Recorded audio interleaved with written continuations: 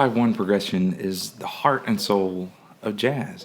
And so if you want to jazz up your blues, you can find a way to add that 2-5-1 progression into your blues. The easiest place to do that is at some of the transitions. So if you're doing a traditional 12-bar blues, in bar 4 you go from, if you're in G, you go from G to C. Well, that's a good place in that transition to add the 2-5-1 progression. Now, what do we mean when we say 2-5-1? Well, to understand that, you got to understand a little bit about the major scale. So, in the key of C, for example,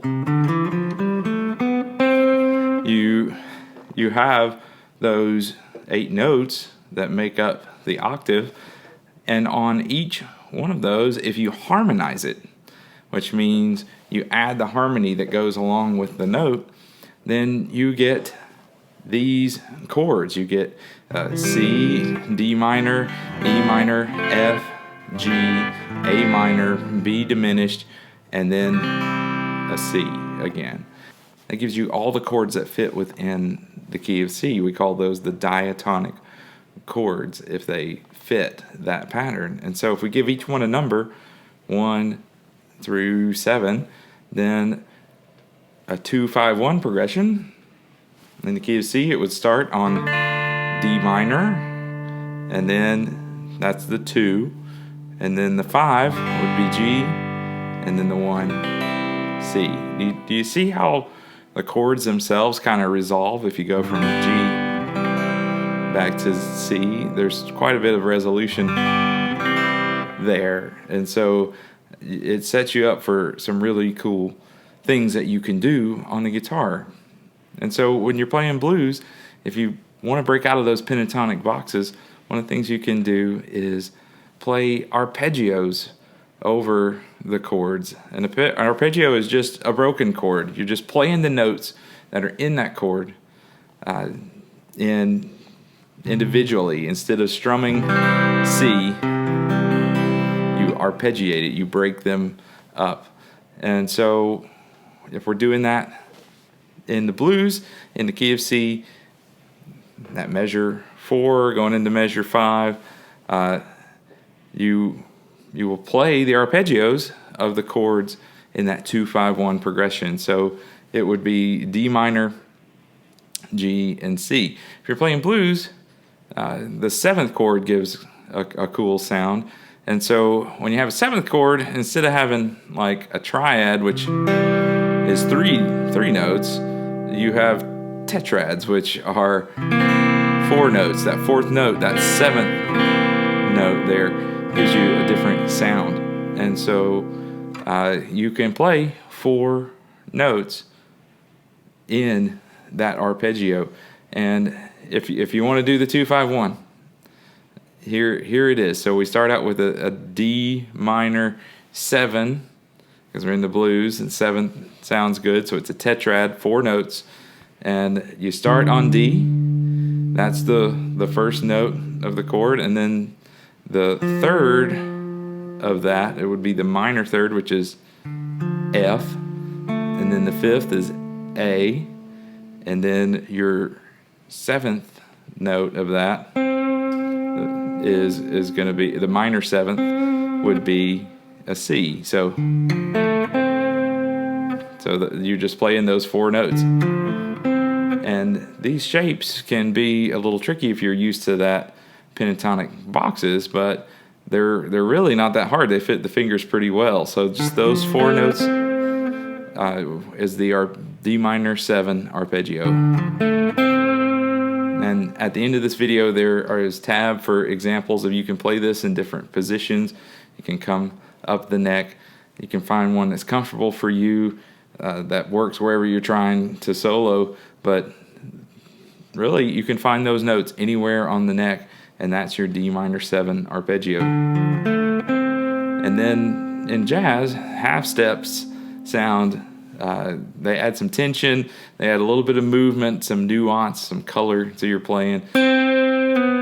So we move from the C to to a B, which is part of your G7 arpeggio. So the notes in the G7 arpeggio would be G, B, D, and then F. And so if you want to, you can even slide into it from the 3rd fret.